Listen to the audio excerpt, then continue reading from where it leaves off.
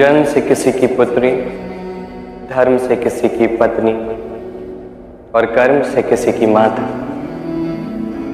यही छवि है हमारे मन में एक स्त्री है ना। एक अतुलनीय योगदान है स्त्री का हमारे जीवन में, और बिना स्त्री के हम कुछ भी नहीं।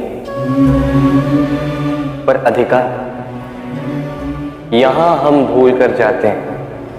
जब स्त्री एक पुत्री होती है, जब जन्म लेती है, उसके अस्तित्व पर अधिकार होता है उसके पिता का। तत्पश्चात जब विवाह हो जाता है तो उसके अस्तित्व पर अधिकार होता है उसके पति का। और जब वो माता बनती है तो स्वयं ही अपने समस्त जीवन का अधिकार अपने संतान को सौंप देती है। परंतु कभी क्या हमने ये सोचा है कि ये जीवन स्त्री का, ये स्त्री सबका उद्धार करे, उसके जीवन का अधिकार भी तो उसके पास ही होना चाहिए ना। वो स्वयं के जीवन के निर्णय स्वयं ले सकती, स्वयं अपना भाग्य रच सकती।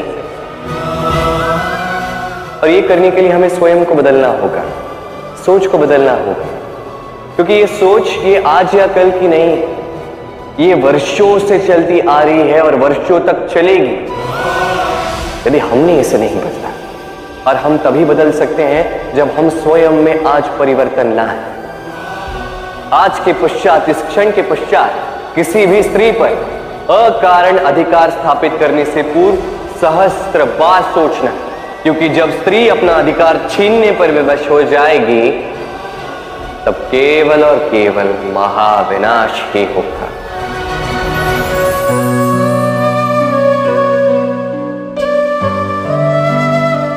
स्त्री, पुरुषों ने जिसे नाम दिया त्रिया, क्यों दिया, किसने दिया, किसी को ज्ञात है? मानना यह है कि पुरुष सोचते हैं कि त्रिया सोचती कुछ है, कहती कुछ और है और करती कुछ और ही है। परंतु क्या यही सत्य है? वास्तविकता यह है कि त्रिया वो चरित्रहीन पुरुष है और कोई नहीं।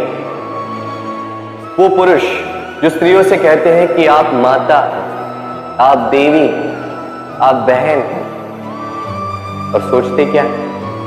सोचते हैं कि स्त्री हमारे पांव की धूल है और कुछ नहीं। और करते क्या? उनके सर पर, उनके केशों पर चूड़ामणि लगाकर सोचते हैं कि वो उनके चरणों की धूल है।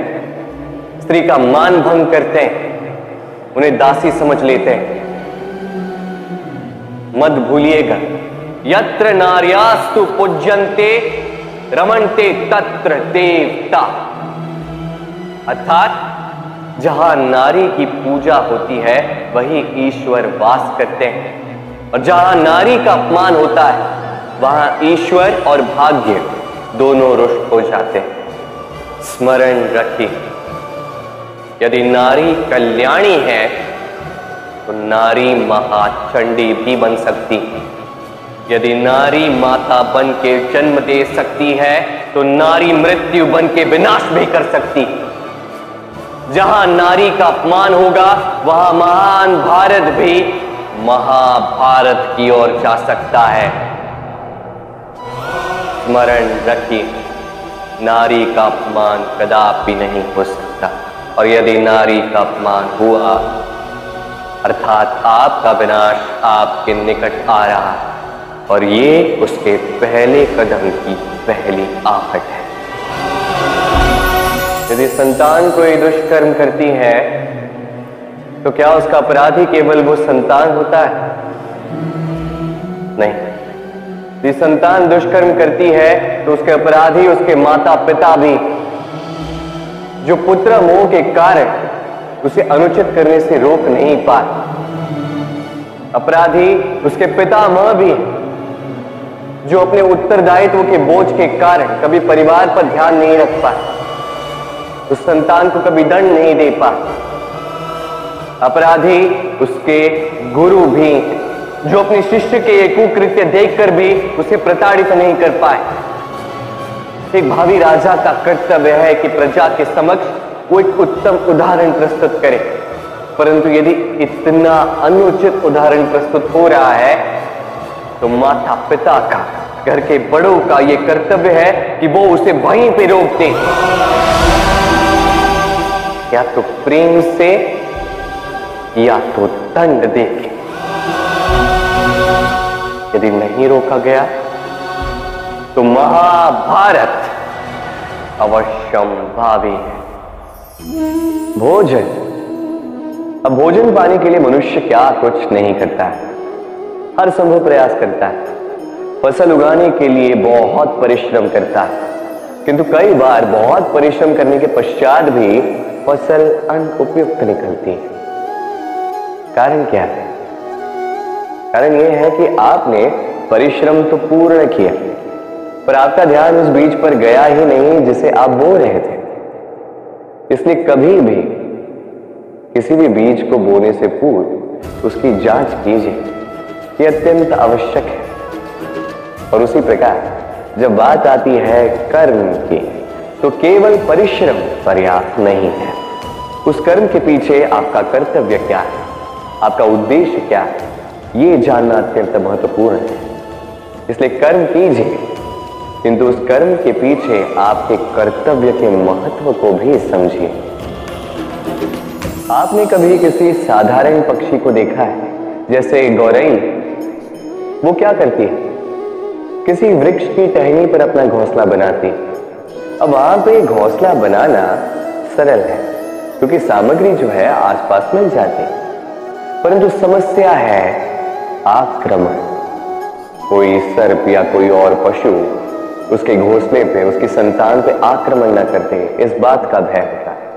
और ये सबसे कठिन होता है गौरैया के, अपने घोंसले की, अपने संतान की सुरक्षा। अब बाज, यदि बात की जाए बाज की, तो बाज क्या करता है? बाज किसी ऊंचे शिखर पर, किसी चट्टान पर अपना घोंसला बनाता है। अब वहां पे घोंसला बनाना बिल्कुल भी सरल नहीं, क्योंकि सामग्री आसपास नहीं मिलती, दूर से लानी पड़ती। परंतु वहां आक्रमण का भय भी नहीं होता। इस प्रकार उचित रूप से वो अपने घोंसले की सुरक्षा कर पाती है, अपने संतान की सुरक्षा कर पाती है। इसका सार यही है कि यदि समस्या बड़ी हो तो सुझाव भी ऊंचे होने चाहिए। एक बाज की भांति सोचना आरंभ कर दीजिए। जीवन में हर एक समस्या छोटी लगने लगेगी। मनुष्य जीवन में सदैव ऊंचाई पर पहुंचना चाहता है, ऊपर उठना चाहता है, और उसके लिए वो क्या कुछ नहीं करता। योजनाएं बनाता है, षड्यंत्र करता है, याचना करता है, किसी से सहायता लेता है, पर इतना सब कुछ करने के पश्चात भी कई बार मनुष्य ऊंचाई पर पहुंच नहीं पाता। यदि पहुंच भी जाए तो कभी कभी शीघ्र ही नीचे उतर जाता है। कारण क्या है? एक उदाहरण से समझाता हूं। यह है मोरपंख और यह है एक पत्थर। तो यदि इस पंख को मैं हवा में उछालता तो ये उड़ता, यही पाषाण तुरंत ही नीचे आ जाता है। कारण क्या है? भार। ये पाषाण भारी है, और यही तो सीख हमें प्राप्त करनी है। इसी प्रकार यदि हमारा मन द्वेष और अहंकार के भार से भरा होगा तो ये कभी ऊंचा उठ नहीं पाएगा। उठ भी जाए तो शीघ्रातिशीघ्र नीचे आ जाएगा। तो इस मन के भार को हल्का कर दीजिए, अहंकार को, इस द्वेष को त्याग दीजिए, फिर उड़ान भर के तो देखिए किन ऊंचाइयों में उड़ते हैं। आइए और मेरे साथ प्रेम से कहें, राधे राधे।